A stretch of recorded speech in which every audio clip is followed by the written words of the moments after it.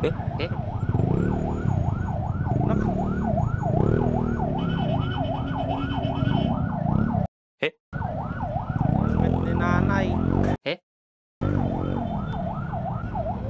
Eh? Dito, naghahanap na ako ng tiyempo para masabi kay nanay. Kasi ito, nasa harapan ko, kanina pa tingin ng tingin, pero parang nahihiya siya magsabi. So, hinihintay kong magkatapat kami ni nanay para makalabit ko si kuya at masabi na baliktad yung helmet.